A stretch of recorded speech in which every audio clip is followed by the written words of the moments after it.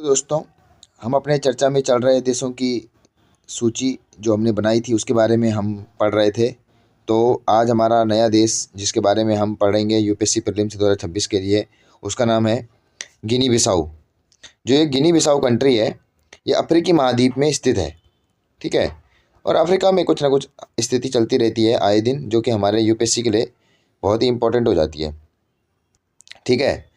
तो ये गिनी बिसाऊ जो देश है उसके हम क्या करेंगे, उसकी यूपीएससी के हिसाब से उसकी भौगोलिक, राजनीतिक, आर्थिक परिस्थिति के बारे में जानेंगे। ठीक है। इसकी भौगोलिक स्थिति को अगर हम देखें तो हम पाएंगे कि ये जो देश है ये कहाँ स्थित है। ये एकदम कह सकते हैं आप बिल्कुल पश्चिम में स्थित है। ये अफ्रीकी महाद्वीप के बिल्कुल पश्चिम में स्थित है। ठीक है।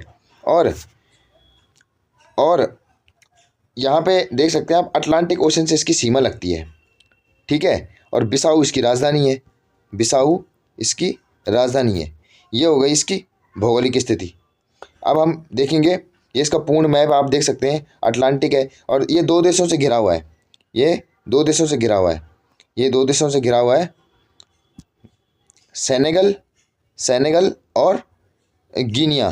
सेनेगल और गिनिया नामक देशों से ये घिरा हुआ है। सेनेगल और गिनिया, कह सकते हैं कि उत्तर में सेनेगल से है और दक्षिण में गिनिया से घिरा हुआ है और अटलांटिक ओशन से इसकी सीमा लगती है। ठीक है। और ये इसमें इंपॉर्टेंट शहर है गाबू, बफाटा, क्विनिरिया, टोम्बोली। ठीक है। ये हम पढ़ेंगे इसमें। ये राष्ट्र ध्वज है इसका, ये देख सकते हैं आप, राष्ट्र ध्वज है। भौतिक भूगोल ये है, सीमाएँ हमने पढ़ ली है, उत्तर सेनेगल में है। ठीक है।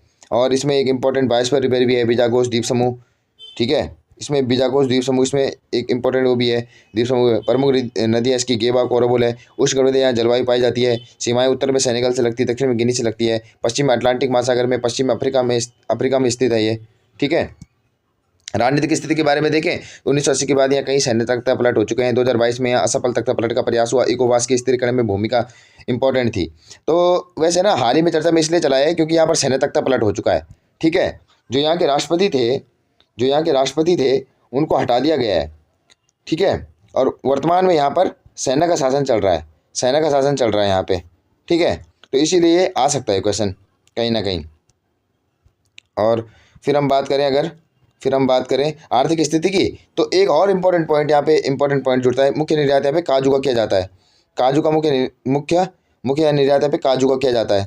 आप बोल सकते हैं कि प्रति व्यक्ति काजू उत्पादन में सर्वाधिक नंबर 1 पे है ये। ठीक है।